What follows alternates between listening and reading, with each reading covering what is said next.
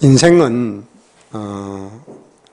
여러 가지로 우리가 표현을 하기도 합니다. 그런데 저는 오늘 인생은 선택의 연속이다 라고 말씀드리고 싶습니다. 왜냐하면 오늘 아침에도 일어나서 주일인데 어떻게 해야 될까 이런 선택도 하셨을 것이고, 뿐만 아니라 여러 가지 삶의 자리에서 선택을 하셨을 겁니다.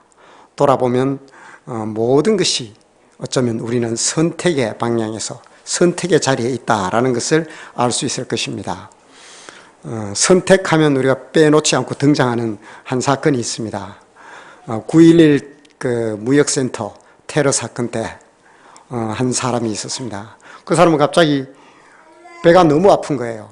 그래서 비행기 타고 늘 그 출근을 해야 되는 길인데 반드시 그 비행기를 타야 됩니다. 안 타면 못 가는 상황이에요. 그런데 배가 너무 아픈 거예요. 조금 더 참고 타고 비행기에서 어떻게 볼일을 볼지 갈등을 했다는 거예요.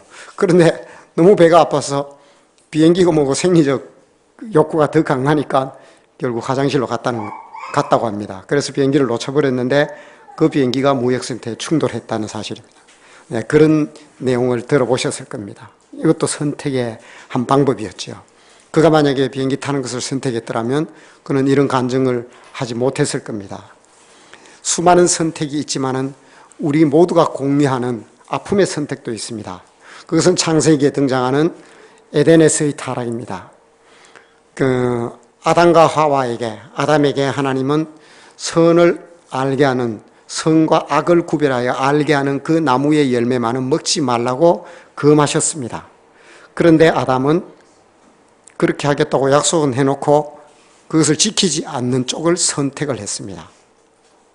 그걸 먹는 걸 선택했다는 것은 하나님의 약속을 지키지 않는 쪽을 선택했다는 거죠. 그 결과가 오늘 우리에까지 지금도 전해지고 있으며 너무나 고통스러운 선택의 결과는 끊을 수 없는 죄악의 사슬로 지금까지 이어져 오고 있다는 사실이죠. 그 연장선상에 오늘 우리도 서 있고요. 그러나 우리는 그 사슬을 끊어버렸습니다. 이게 복음입니다. 그 사슬을 우리의 힘으로는 영원히 끊을 수 없지만 지금 이 자리에 앉아있는 모든 성도님들은 그 끊을 수 없는 그 사슬을 끊어버렸다는 사실입니다. 그래서 복된 주일이며, 그래서 우리가 이 자리에 모여서 하나님께 찬양과 경배를 드리며 감사의 제사를 올려드리는 거 아니겠습니까? 애덤 스미스라는 경제학자가 있습니다. 이 사람은 사람에 대한 정의를 경제학적으로 어떻게 정의하냐면 그야말로 경제적 인간이라고 정의를 합니다. 경제적 인간이라는 것은 먼저 그 자기애에서 자기를 사랑하는, 자기 이기적인 어떤 발로지요. 그래서 자기를 사랑하는 자기애에서 출발을 하는데 체계적이고 계획과 합리적인 판단에 기초하여 목표 달성을 위해서는 최선을 다한다는 거죠. 경제학자들은 쉬운 말을 이렇게 정리합니다. 다른 말로 하면 좋은 쪽을 선택하기 위해서 항상 사람은 효율적으로 간다는 겁니다. 어느 것이 좋은 거냐? 나에게 이기적으로 작용한다는 거죠. 좋은 쪽을 항상 선택한다는 거예요. 그래서 어쩌면 오늘을 살고 있는 우리를 대변하는 말이 아닌가 합니다. 그래서 재테크도 잘해야 됩니다. 가장 좋은데, 가장 괜찮은데 내가 가지고 있는 능력과 이런 것들을 다 통계를 내어서 가장 좋은 쪽을 선택했을 때 나한테 가장 큰 수혜가 돌아온다는 것. 이것을 선택하는 사람은 이 시대에 당연히 그렇게 살아야 되죠. 안 그러면 어리숙한 사람이 됩니다. 그래서 경제적인 인간이 아마 오늘날 우리에게 딱 맞는 말이 아닌가 그렇게 생각합니다. 그런데 오늘 본문에 등장하는 이 주인공, 잘 아는 아브라함, 이 사람은 참 경제적인 인간과는 좀 거리가 먼 것 같습니다. 어떻게 보면 오늘날에서는 오늘날에 맞지 않는 그런 성품을 소유한 그런 성향의 사람이 아닌가 생각합니다. 어쩌면 우리 인생은 그럼 그 뒤에는 우리가 선택을 한다는 그 이면에는 외줄타기와 같은 참으로 아슬아슬한 어쩌면 그런 아슬아슬한 상황들이 우리의 이면에 있지 않은가 저는 또 아침 한번 생각을 해봅니다. 왜냐하면 어떤 선택을 하든 선택의 의지는 내가 해야 되지 않습니까? 그럼 내가 한 선택에 대해서 완벽히 만족하십니까? 과연 조금만 더 우리가 확대해서 생각을 해보면 내 선택이 옳습니까? 과연 그게 옳다고 이야기할 수 있습니까? 그래서 저는 이 경제적 인간, 오늘날의 우리 인간들이, 우리 사람들은 외줄타기와 같은 위태위태한 선택을 하고 있다. 다시 말해서 내가 하는 선택이 그렇게 안전한 것만은 아닌가? 아니다라는 거지요. 이런 전제를 던지며 오늘 본문으로 들어가 보겠습니다. 창세기 12장에는 우리에게 참 놀라운 사건입니다. 하나님과 인간이 단절된 후에 다시 하나님이 찾아오는 그 장이니까요. 아브라함을 찾아오시지요. 아브라함을 찾아오셔서 하나님께서는 찾아오신 목적과 이유는 인간과 다시 소통하겠다라는 거죠. 이거는 은총으로 표현이 됩니다. 이것이 은혜입니다. 단절되었으면 끝나버렸습니다. 그리고 또 찾아오면 우리 쪽에서 갈 수 있는 것이 아닙니다. 하나님께서 찾아와야 되는 겁니다. 그 하나님께서 우리를 찾아오신 거죠. 이것이 복음이지요. 그래서 찾아오셨다는 자체가 복음입니다. 그런데 찾아오셔서 한 사람을, 아브라함을 만나는데 첫 번째 인간과 만나면서 소통하는 것이 아담 이후의 첫 번째 사람과 만나면서 소통의 방법이 분리입니다. 분리. 떠나라는 겁니다. 사람과의 소통, 아브라함에게 주신 첫 번째 미션은 떠나라는 겁니다. 내가 살고 있는 익숙한 고향, 친척, 본토, 아비집, 이건 우리의 백그라운드가 되죠. 삶의 터전이 되죠. 그곳을 떠나게 되면 생명이 위험할 뿐더러 내 가족도 안전을 보장받을 수 없습니다. 특히 이때 무슨 치안이 있습니까? 인권이 있습니까? 무슨 CCTV가 있습니까? 뭐가 있습니까? 누가 지켜줄 만한 것이 없습니다. 그런 아무런 보호막이 없는 상황으로 하나님은 몰아버리는 것이 아브라함을 만난 하나님의 첫 번째 메시지였습니다. 그래서 그는 떠나게 됩니다. 떠나게 되는데 그냥 가는 것이 아니라 아브라함이 평소에 어떻게 살았는지 그걸 일면을 또 엿볼 수 있죠. 자기 아내와 자기 아내, 자녀는 없었지요. 아내, 그리고 아마 엘리에스 누굽니까?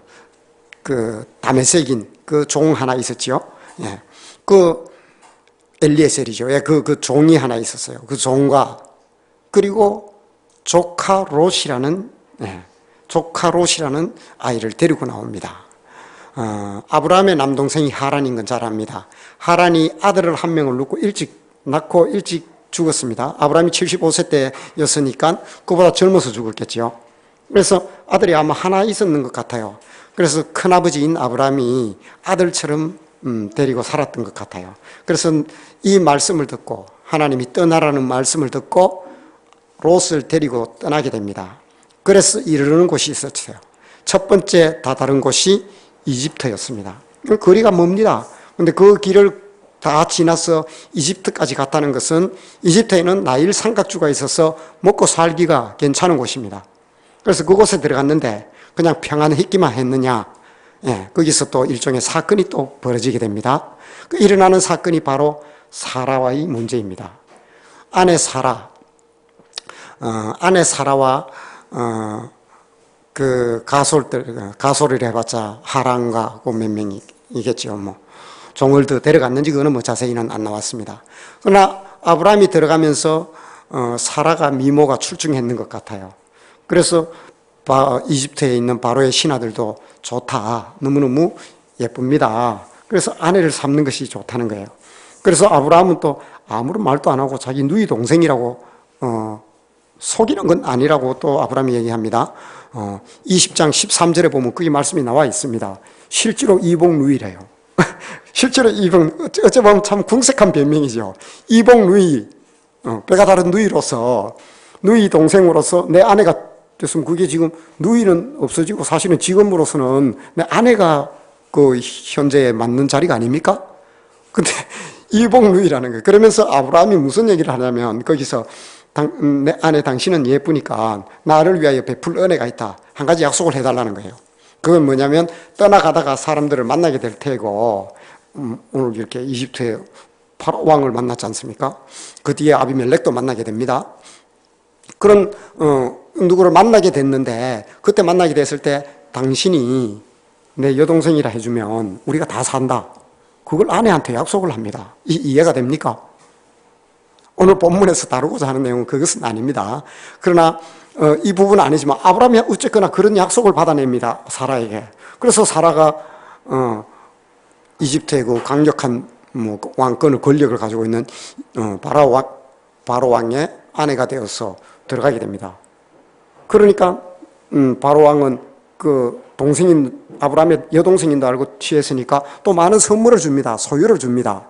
사실 아브라함이 거부가 됩니다. 근데 거부의 그 시드머니 말이에요. 그 기초는 어디서 나왔냐면 이 바로가 챙겨준 겁니다. 통전적 의미로 봤을 때, 하나님의 은혜의 손길로 봤을 때, 창세기 12장 2절에서 너는 복이 될지라 했을 때, 그 복의 그 씨앗을 처음부터 하나님이 그 이집트에 가서 바로 왕의 것으로 채워줍니다. 그래서 무지하게 가지고 옵니다, 거기서. 근데 어쨌거나 그런 일이 있고 나자 하나님이 바로 왕에게, 바로의 왕가에 나타나서 어떤 일을 행했는지 모르지만 그들을 두렵게 하면서 그들에게 하나님이 책임을 묻습니다. 그러니까 대체 이 일이 어디서 무슨 일 때문에 이런 일이 일어났느냐 하면서 자초지종을 자기들 나름대로 술사라든가 여러 가지 방법을 통해서 확인을 해본 결과 답이 나온 것이 그 아브라함의 여동생이라 들어온 사람의 문제라는 거예요. 그래서 확인을 해보니까 이게 아브라함의 아내라는 거죠. 그래서 그들이 들어온데 그들의 신이 이것을 말리고 있다는 겁니다. 그래서 그들의 신이 이집트의 바로 왕을 그를 건들지 말라는 거예요. 아브라함의 아내 사례를 손을 대지 말라는 거예요. 그래서 지레 겁을 먹고 거기서 얼마나 놀라운 말씀을 하셨는지는 자세히 기록되어 있지 않습니다. 그러나 바로의 행동을 봤을 때 굉장히 두려웠던 거예요. 그래서 그 정도의 아브라함 입장에서는 파라오 왕 앞에 지금 그 왕 앞에 지금 거짓말을 친 게 아닙니까? 사기입니다, 사기. 그래서 공경에 빠뜨린 거예요. 그럼 이 정도면 그냥 죽어야 됩니다, 이거는. 어떤 벌이 합당하겠습니까? 그런데 어찌하여 그랬느냐 하면서 그 상황만 물어보고 많은 소유를 챙겨서 내보냅니다. 그래서 이제 가나안 땅에 이르게 됩니다. 그것이 오늘 본문입니다. 가나안 땅에 이르렀는데 소유가 많았습니다. 그가 정착한 곳은 가나안 땅의 한 지역이었는데 거기는 벌써 가나안 족속과 브리스 족속이라는 이 토속민들이 있었다고 말씀을 하고 있습니다.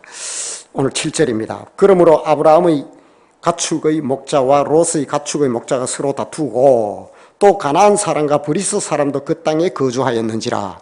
다시 말해서 가나안 그 땅에 거주했다는 건 이들이 다 유목민이었습니다. 소유를 걸고 아브라함이 은금도 많았지만은 우양도 많았습니다. 그들 집에서 얼마를 가지고 나왔는지 모르지만 어쨌거나 그 소유를 풍부하게 챙겨서 바로 왕이 보냈습니다. 그런데 이 땅에 지금 와 있는 곳은 유목민들이 모여 있는 곳입니다. 풀들이 온 천지에 다 나 있는 것이 아니라 군데군데 그렇게 많지가 않습니다. 그 땅이 그렇게 기름진 땅이 아닙니다. 가나안이라 해도. 그래서 그곳에 이미 토착민인 가나안 족속이 있었고 브리스 족속이 있었던 겁니다. 그런데 롯과 아브라함까지 들어오게 되니까 아무래도 그 토착민에 밀려서 조금 기퉁리에 있지 않았겠습니까? 그런데 점점 이 양과 소는 풍부해지는 겁니다. 그럼 목자들의 할 일은 뭡니까? 목자들은 아브라함과 롯의 목자들. 그걸 봤을 때도 아브라함이 이미 롯이 어느 정도 장성했고 자기가 롯을 아들로 그렇게 품 안에만 데리고 있는 것이 아니라 이미 한 몫을 챙겨가지고 그 외삼촌 라반하고는 좀 많이 다르지요. 야곱의 외삼촌하고. 외삼촌 라반은 그 안 주려고 한 20년을 붙들고 있지 않습니까? 근데 아브라함은 벌써 이집트에 갔다 나오면서 벌써 롯에게 떼준 거죠. 상당한 재산을 떼준 겁니다. 그래서 롯이 목양을 하고 있고 아브라함도 하고 있는데 분명히 좋은 자리는 아닐 겁니다. 왜냐하면 토착민이 거기에 이미 있는데 아브라함 성품상 그들을 그냥 무력으로 치고 들어갈 사람은 아니거든요. 그런데 그나마 언저리에 이제 롯과 아브라함이 있다 보니까 또 양과 소떼가 불어나니까 목자들이 다투는 거예요. 목자들은 충성을 바칩니다, 주인에게. 그러니까 아브라함의 목자들도 아브라함에게 충성을 바치고 롯의 목자들도 롯에게 충성을 바치는 거예요. 지금 이게 한 가족입니다. 골육 간에. 여기 보니까 8절에 보니까 아브라함이 롯에게 이르되 우리는 한 친족이라 나나 너나 내 목자나 내 목자나 서로 다투게 하지 말자. 우리가 집안인데 싸워봤자 제로섬 게임이라는 거예요. 집안 싸움이라는 거예요. 그렇게 되면 어떤 위기가 올까요? 집안끼리 싸우면 박수치는 사람은 그 토착민이지요. 가나안 족속과 브리스 족속이 그들이 잘 되는 걸 원하겠습니까? 그래 이제 그렇다고 그쪽으로 들어갈 수도 없고 목초지는 한정이 되어 있고 그래서 어떤 선택을 해야 됩니다. 오늘 서두에 말씀드렸듯이 이 선택을 해야 되는 이 자리에 본의 아니게 지금 몰려버린 거예요. 아브라함이.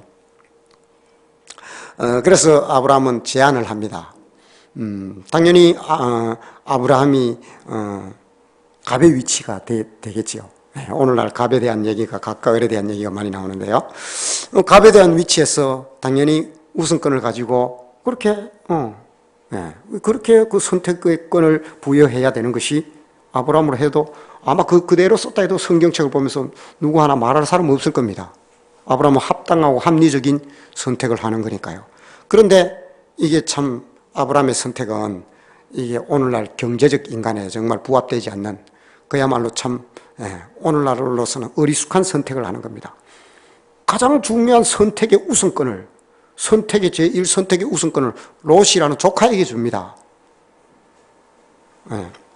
그런데 여기에서 어떤 이런 반문들도 합니다. 롯이 참 사람이 못돼 먹었다. 참 나쁘다. 아브라함이 그렇게 자기를 데리고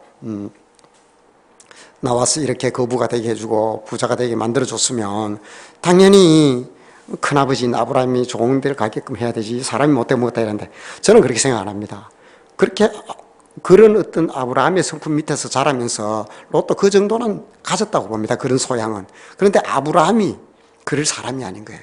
지금 조카 롯이 지금 천하의 고아가 아닙니까? 자기가 돌보지 않으면. 그래 그런 그가 정말 미지의 미래로 가는데 따라 나온 거예요. 롯이 따라 나왔다는 그 자체만 해도 아브라함은 가슴이 아련한 거예요. 내가 잘못되면 얘도 잘못되는데 내 하나 믿고 따라온 롯. 그에게 아브라함이 줄 수 있는 것은 무엇이든지 주려고 했던 거죠. 그러니까 진적에 자기의 소유를 갈라서 이런 일이 벌어졌던 겁니다. 그래서 롯에게 그걸 선택을 하라고 하지요. 그래서 롯은 선택을 합니다. 더 나은 쪽을 당연히 선택하죠. 롯은 어떤 성향의 사람이냐 그의 됨됨이를 우리가 볼 수 있죠. 한 세 가지로 저는 보았습니다. 첫 번째는 기회를 잘 살리는 아주 처세에 능한 경제적 인간, 다시 말해서 생존 본능에 아주 충실한 사람이다. 이것이 잘못이 아닙니다. 가족들도 돌봐야 되고 자기 할 일을 해야 되니까요. 왜냐하면 그가 눈을 들어서 소돔과 고모라 지역 그 지역의 기름진 땅을 보았으니까요. 당연히 선택을 좋은 쪽으로 해야 되지요. 그런 처세에 능한 사람이다. 두 번째는 그는 미래지향적인 시선을 가진 사람이다 라고 생각합니다.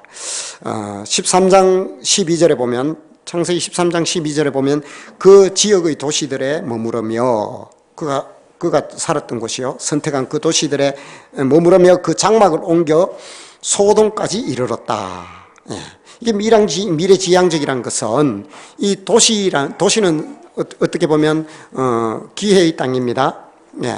그래서 자기가 그 지역을 향하여 점점 옮겨갔다라는 것은 점점 자기의 부를 늘려가면서 그런 기회와 가능성을 찾아서 끊임없이 전진하고 있는 삶을 살았다라는 거죠.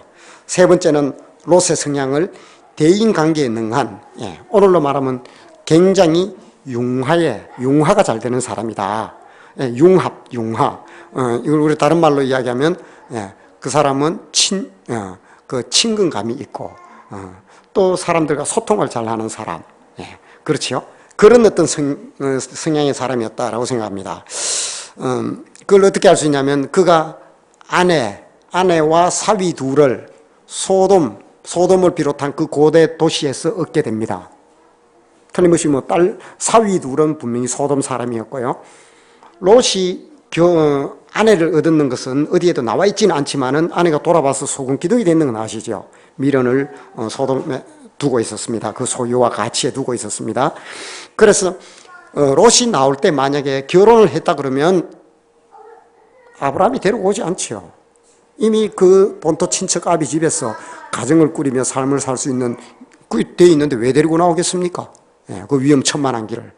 그래서 후에 얻었다는 거예요. 그래서 롯의 아내를 얻은 것과 두 명의 사위를 얻은 것만 보아도 그는 사람들과 융화가 잘 되는, 융화가 잘 되는, 소통이 잘 되는 사람이었다라는 것을 생각할 수 있겠습니다.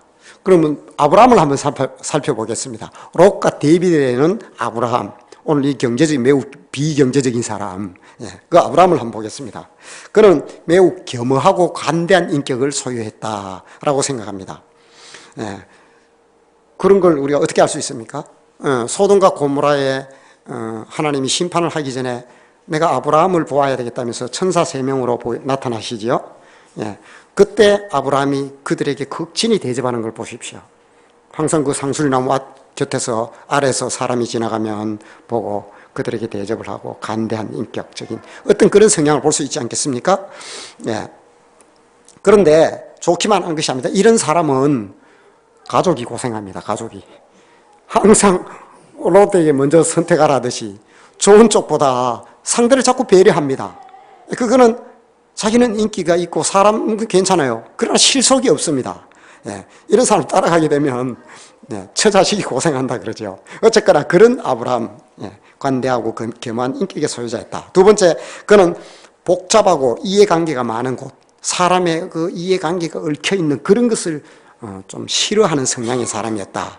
이런 사람은 막차를 놓쳐버리는 사람입니다. 자꾸 줄을 서다 앞에 세치게 하면 자꾸 물려줍니다. 그러다 자기는 잘 못하는 거예요. 그런 어떤 아브라함의 성격, 성향이 있었다. 그것을 어떻게 알 수 있냐면 사라에게 그 20장 13절에 보면 미리 이야기하지 않습니까? 네가 내 누이라 그래서 당신의 아리따움 때문에 우리가 모두 죽을 수도 있다. 이런 이해관계에 얽히는 것을 싫어하는 거예요. 한 면만 봤을 때. 그렇다는 겁니다. 그리고 세 번째, 그는 어려운 처지에 있는 사람을 모른 채 하는, 그렇게 하지 못하는 아주 인애, 사람을 사랑하는 마음, 그런 마음을 가진 사람이었다. 그런 마음이 풍부한 사람이었다. 왜냐하면 그가 롯이 그 고대 근동에서 이제 그 전쟁이 일어나게 됩니다. 그 전쟁이 일어났을 때 롯이 잡혀가게 됩니다. 그것을 보고 훈련된 가솔이 그 훈련된 집안에 있는 그 사병이지요. 그러면서 집안에 일을 하는 종이겠지요. 그들이 318명이나 있었답니다. 이 이야기가 갑자기 거기에서 등장합니다. 318명. 이 318명이 어디서 왔겠습니까? 소돔과 고모라는 타락하고 그야말로 극악무도한 도시로 발전해 가고 있을 때였습니다. 그때 뭔가 상대적으로 힘이 없는 사람, 얼 중에 어린 사람들은 빼앗길 거 다 빼앗기고 그 사람 좋은 사람이 저기 땅에 소알 땅에 있다는데 아브라함이라는 사람이 있다는데 거기 가면 받아준다 하더라. 그래 꾸역꾸역 모여든 사람입니다. 그 가족들하고 쳐보면 한 1000여 명은 안 되겠습니까? 그들이 이들에게 늘 받아줬다는 그런 318명을 통해서 유추할 수 있는 것이 아브라함이 이런 인애가 풍부한 사람이었다. 어려운 걸 못 봐주는 사람. 그래 쫓겨오고 온 사람을 다 받아주었던 겁니다. 그런 사람이 아브라함이었다. 그래서 그는 어떤 면에서는 책임감도 강하며 또한 의리도 있는 사람이다. 롯을 향하여 그 사람을 끌고 들어가서 그 어떻게 가능한 일입니까? 그런 용맹성과 의리도 겸한 사람이었다라고 합니다. 다시 우리 아브라함의 처지로 한번 돌아가 보겠습니다. 롯은 그 좋은 곳을 선택하여 그곳으로 떠나갔습니다. 상대적으로 더 좋지 아니하는 곳. 이제 토착민인 가나안 족속과 브리스 족속이 갖고 있는 그들이 먼저 좋은 데를 차지하고 그 언저리에 이제 아브라함 우뚝이 서 있습니다. 롯도 떠나고 있습니다. 떠난 자리입니다. 그 자리는 어쩌면 가장 가나안 땅에서 안 좋은 자리일 수도 있습니다. 그런 자리에 서 있는 그에게 하나님이 찾아오십니다. 그게 오늘 본문입니다. 하나님이 찾아와서 14절입니다. 롯이 아브라함을 떠난 후에 여호와께서 아브라함에게 이르시되 너는 눈을 들어 너 있는 곳에서 북쪽과 남쪽과 그리고 동쪽과 서쪽을 바라보라. 사방 천지를 둘러보라고 합니다. 뭐 그렇게 썩 좋은 땅은 아니었습니다. 그를 보러 가는 그런 아브라함을 찾아오셨습니다. 하나님은. 그러면서 말씀을 하십니다. 땅의 티끌처럼 너의 자손이 셀 수 없게 내가 하리라. 라면서 하나님이 또 확신하며 약속을 하십니다. 아브라함이 먼저 요구한 게 아닙니다. 하나님이 먼저 챙겨주시겠다고 아브라함에게 제안을 하십니다. 그리고 우리 17절에 보면 너는 일어나, 하나님이 그 말씀을 하시고 일어나서 그 땅을, 앞에서는 동서남북을 얘기했고 다시 한번 말씀하시면서 종과 횡으로 두루 다녀보라고 합니다. 종과 횡, 다시 말해서 동서남북이지요. 동서남북에 종과 횡으로 행하라는 겁니다. 다시 말해서 네가 밟는 모든 땅을 얘기하는 겁니다. 그곳에 네가 다녀봐라. 종과 횡으로 다녀봐라. 내가 그것을 너에게 주리라. 사랑하는 성도 여러분, 우리가 이 말씀을 통해서 한번 상고해 볼 것이 있습니다. 지금 떠난 자리에서 어쩌면 아무리 좋아도 세컨드입니다. 제가 볼 때는 서드입니다. 첫 번째, 가나안 땅에 토착민들이 차지하는 땅이 제일 좋을 수가 있을 것이고요. 두 번째 좋은 땅은 지금 롯이 가져갔고, 아무리 동서남북 종과 행으로 행해봤자 좋은 땅은 세 번째 땅이라는 거예요. 이 세 번째 땅에 지금 아브라함을 하나님이 세우시고 종과 행으로 두루 다니라 하시는 거예요. 그러면 우리가 지금 질문을 제기할 수 있습니다. 이 땅이 정말 기름지고 하나님이 약속할 만한 그런 땅입니까? 아무리 좋아도 세 번째지 않습니까? 저는 이런 질문을 가지면서 본문 속에서 좀 생각을 해봤습니다. 이렇게 한번 생각해 보십시오. 아브라함에게 지금 하나님이 땅의 지경, 그 넓이와 길이와 그 모든 영역을 넓이를 이야기하고 계시느냐? 저는 아니라고 생각했습니다. 왜냐하면 동서남북 눈을 들어서 보라 그러셨고, 종과 행으로 네가 두루 다녀보라. 그것은 무슨 얘기냐면 네 발걸음 닿는 곳, 네가 원하는 곳이면 언제든지 서라는 겁니다. 그곳에, 물론 나중에는 아브라함이 헤브론에 서게 됩니다. 그곳에 서게 되면 그곳에 내가 복을 주겠다는 겁니다. 다시 말해서 황무지를 선택하든 어디를 선택하든 무엇을 선택하든 하나님이 그곳에 복을 주겠다는 겁니다. 성도 여러분, 우리 여기서 벌써 감을 잡을 수 있습니다. 하나님이 창세기 12장 2절에서 뭐라고 말씀하셨냐면 내가 너로 큰 민족을 이루고 내게 복을 주어 내 이름을 창대하게 하리니 너는 복이 될지라고 했습니다. 그런데 그 땅의 영토와 넓이와 이런 어떤 지역적인 한계를 우리가 생각한다면 그것이 아니라는 사실이죠. 분명히 그것은 아니라는 사실입니다. 하나님이 늘 따라다닌다는 겁니다. 다시 말해서 하나님이 늘 그를 인도하신다는 겁니다. 그러며 정말 진정한 복은 그 소돔과 소알 땅과 가나안 땅이 아니었던 겁니다. 하나님이 계시는 곳, 하나님이 있는 곳, 그것이 진짜 복된 자리가 아니겠습니까? 롯이 선택한 자리가 하나님이 계시는 곳이었습니까? 그 기름진 땅이 어떻게 되었습니까? 지금은 흔적도 없는 땅이 되어버렸습니다. 롯이 선택한 그 자리가 어떻게 되었습니까? 불과 유황불이 떨어졌습니다. 가나안 땅은 어떻습니까? 하나님의 저주를 받은 그 땅, 그들을 모조리 나중에 그 모세를 통하여 하나님이 여호수아에게 명령하여서 그 땅을 정벌해버리지 않습니까? 그게 정말 복된 자리입니까? 그러나 아브라함이 있는 곳은 어느 자리입니까? 그 자리는 오늘 바로 이 자리입니다. 이 교회입니다. 교회에 누가 계십니까?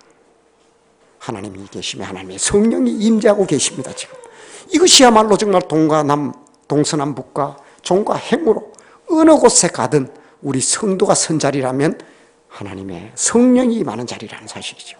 하나님은 지금 여기에서 아브라함에게 그런 약속을 주신 겁니다. 내가 복이 될지다. 네가 복이 됐다. 진정한 복이 무엇인지 아브라함에게 하나님 말씀하고 있는 겁니다. 우리 치킨 게임이란 것입니다. 치킨 게임. 여기서 무슨 이야기냐면 여기에서 치킨집이 두 군데가 있습니다. 한쪽이 값을 내립니다. 경쟁하기 위해서. 또 한쪽이 내립니다. 자꾸 내립니다. 그러면 원가를 까먹기 시작합니다. 원가뿐이 아니라 자꾸 내리면 결국은 어떻게 됩니까? 이겼다, 이쪽이. 이겼으면 어떻게 됩니까? 망했지요. 이쪽도 망했어요. 이걸 제로섬 게임이라 그럽니다. 아무리 싸워봐도 이게 치킨 게임이라, 치킨 게임. 둘 다 지는 게임입니다. 오늘 롯과 아브라함 이 선택에서 누가 이겼습니까? 물론 아브라함은 승리를 쟁취하고자 한 그런 어떤 인격의 소유자는 아닙니다. 아브라함이 선택한 것은 롯이 선택하고 남은 것을 선택하는 것이 아브라함의 선택이었습니다. 우리가 지금 땅과 어떤 영역의 의미로 얘기했을 때 아브라함은 처음부터 이긴 게임이었습니다. 왜냐하면 이 경제적 인간은 아닙니다. 그 체계적인 계획과 합리적인 판단에 기초하여서 최고의 효율을 위하여 선택하는 그런 사람이 아닙니다. 그런데 그는 무조건 이긴 게임이었다는 사실이죠. 왜냐하면 아브라함은 롯에게 없는 두 가지가 있었습니다. 두 가지. 오늘 이것을 기억하시기 바랍니다. 롯에게 없는 아브라함에게만 있는 두 가지가 있었습니다. 그것은 첫 번째는 하나님의 약속이 있었습니다. 그 약속은 변개치 아니합니다. 하나님이 너는 복이 될지라 라고 그에게 약속을 하셨습니다. 그러면서 본토 친척 아비 집을 떠나라고 했습니다. 본토 친척을 포함했습니다. 롯도 아브라함의 친척이었습니다. 그마저도 떠나야 됐습니다. 아브라함은 하나님의 명령에 의하면. 그래서 하나님은 롯에게서도 하나님이 아브라함을 분리시킨 겁니다. 친척 집을 떠나라, 본토 친척을 떠나라, 그런 약속이 있었고, 그러므로 그 약속의 끝에 하나님은 내가 복이 될 것이라는 것입니다. 이것이 롯에게 없는 것이었습니다. 이것은 아브라함에게만 있었습니다. 그것을 고집스럽게 잡았기 때문에 아브라함은 그 삶을 고집스럽게 잡았다. 그것은 믿었다는 거지요. 그렇기 때문에 이집트까지 갔다가 다시 가나안 이곳까지 왔던 것입니다. 사랑하는 성도 여러분, 이 약속이 효율이 있고 효능이 있고 이 약속이 유효하려면 반드시 믿음이 동반되어야 됩니다. 하나님과의 약속은 믿음이 동반될 때 의미가 있는 것입니다. 아브라함은 믿음, 약속의 연장, 약속의 효율을 가져오는 그 약속을 유효하게 하는 믿음이 동반되는 약속이 있었습니다. 약속. 두 번째는 아브라함에게 없는 하나님의 경험이 있었다는 사실입니다. 하나님에 대한, 이때 누구도 하나님인지 모르는 상황입니다. 하나님이 여호와시니 어떤 분인지, 복을 주실지, 본토 친척 아비 집을 떠나가지고 가서 거기서 모른 채 해버리면 어떡할 겁니까? 성경책이 있습니까? 누구의 간증이 있습니까? 유튜브에 그분이 어떤 분이었다면서 간증된 동영상이 있습니까? 아무것도 없습니다. 아무것도 없는 미지의 미래를 이 보이지 아니하는 아무도 믿지 않았던 신을 믿었습니다. 그리고 두 번째, 그걸 경험하게 되었다는 사실입니다. 어떻게 경험했습니까? 이집트에 갔을 때 파라오 왕을 통하여 하나님이 어떤 분인지 아브라함은 경험을 하게 되었던 겁니다. 그리고 소유를 챙겨주시며 그 약속을 꾸준히 지켜가신다는 이 경험을 아브라함은 했습니다. 롯에게 없는 하나님의 약속과 경험, 이것이 바로 오늘 아브라함이 승리하는 승리의 선택이었다는 사실이죠. 그 승리의 선택의 베이스는 바로 이 경험과 약속이었다는 사실입니다. 이것을 기억하시기 바랍니다. 하나님께서는 아브라함에게 그 약속을 지키시기 위하여 롯을 떼놓으셨던 것이고, 동과 서, 남과 북, 네가 원하는 백지수표를 내미신 겁니다. 백지수표. 여기에 네가 원하는 대로 적으라는 겁니다. 네가 서는 곳에 내가 거기에 물이 나게 할 것이며 풀이 나게 할 것이며 기름지게 할 것이다 라고 말씀하셨습니다. 우리는 오늘 어느 자리에 서 있습니까? 롯이 선택한 곳입니까? 아니면 롯이 선택하고 남은 곳입니까? 저는 분명히 말씀드립니다. 아브라함이 섰던 자리, 그 자리에 지금 성도님들이 서 계시다는 사실입니다. 이것을 기억하시기 바랍니다. 그것이 바로 교회입니다. 이 교회를 통하여 하나님은 기름지게 합니다. 물이 솟아나게 합니다. 힘을 줍니다. 우리에게 끊이지 않는 것을 공급하여 주십니다. 이 복을 받으시기를 바랍니다. 성경에는 이 복에 대한 이런 선택, 어떻게 보면 비경제적인 사람이 하는 선택, 그 선택에 대한 역설이 있습니다. 오리를 가고자 하는 자에게 심리를 동행하며 오른뺨을 때리는 자에게 왼뺨을 돌려대라. 매우 역설적입니다. 세상에서는 이해가 안 됩니다. 어쩌면 아브라함의 선택과 같은 길입니다. 예수 그리스도께서는 그 길을 가르쳐 주셨습니다. 그리고 그렇게 사는 삶의 본을 보여주셨습니다. 왜냐하면 그것이 진정한 복된 길이기 때문이었습니다. 그리고 말씀하셨습니다. 예수 그리스도, 예수의 마음을 품어라. 예수의 마음을 품어라. 그것이 이 땅에 우리에게 주어지는 가장 큰 분복이라는 사실이죠. 세상에 아무리 어리숙해도 우리가 하나님 앞에 선다면 그것 자체가 복입니다. 동의하십니까? 그럼 그렇게 사시기 바랍니다. 어리숙한 선택, 비경제적인 인간의 선택, 어쩌면 휴일날 쉬지도 못하고 주일이라고 이거 한 번만 지키면 좀 좋겠는데 매주 지켜, 아니 평생을 지켜야 돼요. 그게 다 여러 가지 소유도 하나님께 인정을 해야 돼요. 여러 가지를 어떻게 보면 매우 비효율적인 선택을 끊임없이 해야 되는 그 자리에 우리는 서 있습니다. 그러나 성도 여러분, 하나님은 이런 우리에게 분명 오늘 말씀하고 계십니다. 종과 횡으로 행하여 보아라. 네가 서는 그곳, 성도 여러분, 사는 삶의 자리, 여러분들이 땀 흘리고 있는 자리, 그 자리가 물이 솟아나게 할 것이며, 많은 풀들이 돋아나게 할 것이며, 그리하여 많은 소와 양들이 와서 먹을 수 있는 기름진 목초지가 되게 해주시겠다고 하나님은 약속하십니다. 이 약속을 붙들고 오늘도 종과 횡으로 행하며 하나님과 교제하는 믿음의 삶을 사는 성도님들 되시길 주님의 이름으로 축복합니다.